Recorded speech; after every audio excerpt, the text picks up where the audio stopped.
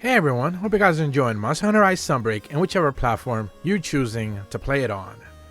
And today we're going to be going over some really interesting news that are Monster Hunter adjacent, and that is the fact that a brand new collaboration with Capcom's very own Exoprimal is in the works.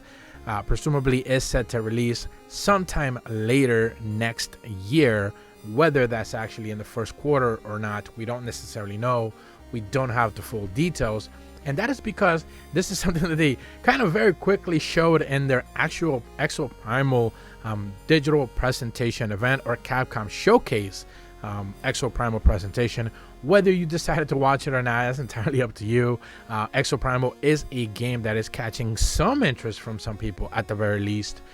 Monster Hunter fans to some degree. That is, whether it is releasing, I believe, this Friday. So I'm not sure if this video is going to be up by then. I have plenty of things that I'm already working on already. But I do want to very quickly go over some of the things that they spoke about in that presentation and the Monster Hunter collaboration or crossover that they are set to do for Season 3. So whether you actually decide to watch the showcase or not, or whatever the case may be, they did showcase plenty of gameplay. So I would suggest, I'm going to be leaving a link in the description below for the actual Capcom showcase itself. Whether this game appeals to you or not is an entirely different point. But it will be available on Game Pass. So at the very least, if you do have Game Pass, you should be able to check it out relatively for free if you have the subscription already. I know I am. I was offered a digital code for a review from Capcom, but honestly, I already have plenty of things on my plate as it is, so I didn't really want to get too involved with that. But I do once again thank Capcom for the opportunity. With that said, though, in the digital presentation, they did showcase the Exoprimal roadmap, and in it, they are basically just showcasing 3 seasons as of right now. There will be 4 and 5 seasons, a 4th and a 5th season to be dropped onto players in 2024. First and foremost, they talk about Season 1, which is pretty much going to be available on July 28th. They talk about the Savage Gauntlet event. Title update number 1 will take place on August 16th with 10 alpha variant exosuits, so plenty of alternate options available there, and that will conclude season number 1. Season number 2, or title update number 2, which is interesting that they're choosing those names, will introduce a brand new map, the Ocean Platform. New rigs, new modules, and a new final mission will become available. This is presumably going to be taking place roughly around November or so. Then soon after that, you should be able to see the Capcom collaboration number 1 with Street Fighter 6. I believe they showcased that mechanical Ryu skin or something along those lines. So that is when it's going to be closing out the year for Season 2. However, moving on to Season 3, which is the beginning of 2024, this is title update number 3. They talk about beta variants, exosuits, and Neo Triceratops. So a new monster type that will become available and more exosuits. But here's the best part. Capcom collaboration number 2, Monster Hunter. So they just right now are showing us a logo. They're not telling us exactly what it is that's going to happen.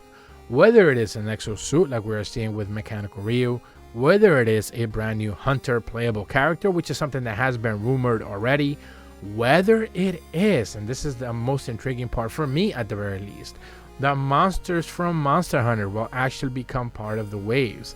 There's plenty of T-Rexes already appearing, but what about if we see a Devil Joe instead?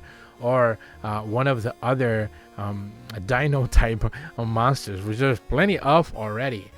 They could go ahead and decide to do. So instead of a typical monster that would drop as you are doing one of those quests or a final boss for that very specific quest, you actually end up engaging with a Monster Hunter franchise monster appearing as one of the monsters that you're going to be hunting in this specific game or that very specific quest.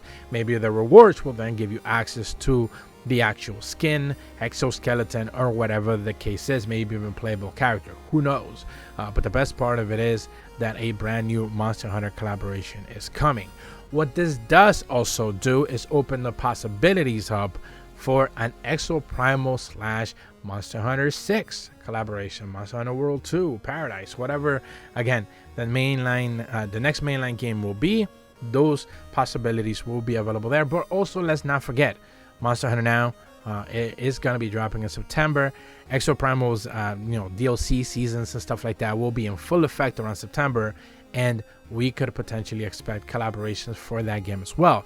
Interestingly enough, no collaborations have been revealed for Monster Hunter now as of yet, but it being the fact that it's a mobile game, you can damn guarantee that there will be plenty of collaborations be made available there. So certainly looking forward to see what they end up doing with Exoprimal. This is a game that will be playing on Game Pass myself, specifically on Xbox, but I believe it has crossplay, so it shouldn't be that much of a problem. And I'm looking forward to seeing what they end up doing with it. They did reveal in the actual showcase itself a brand new final mission. They did showcase a brand new game mode and a couple of other things there as well. So it is shaping up to be something that of course has a single player experience, but also has co-op and versus and stuff like that. So plenty of good things are going to be happening in this game. Whether players decide to actually invest the time and or money, whether they have to buy their own copy or not, or they decide to play it on Game Pass, is really entirely up to them. But it will be interesting to see just how far Capcom is willing to support it. They certainly have the roadmap for it. They certainly have the will and interest to be able to keep this game alive, at the very least until it becomes robust enough to be able to have a little bit of a player base, and then we'll see where it goes. Based on what I've seen and quotes that I've seen from other people who have decided to play since the early access and then moving into the betas and now the review period that is currently available now. I'm not sure, once again, whether this video is going to go live before the reviews are. I presume that it will be around the same time. One of the things that I have heard is that people say, season passes and stuff like that, as of course going to be mixed in, but microtransactions are not necessarily gross or anything like that. So it's looking like it's going to potentially have some good options there. Players shouldn't be necessarily be worried or veered off by nickel and dime tactics on a fully priced game. This is why they're doing the post-launch seasons and things of that nature. So certainly you can have paid DLC, you can have free DLC, and Capcom will be supporting the game one way or another. I would love to see them try to do something though, Sunbreak and Exoprimal, so they can bring in some post-launch, maybe Sunbreak content to those PlayStation 5, Xbox, Series X, Windows players that eventually trickles down to the Nintendo Switch and Steam versions of Sunbreak. That would be lovely to see, since these collaborations are certainly a mainstay for Capcom. But that's about all the information that I have for you guys today. If you are brand new to my channel, be sure to leave a like and subscribe. Hit the bell to receive notifications when the videos go up. And as always, thank you so much for watching. See ya.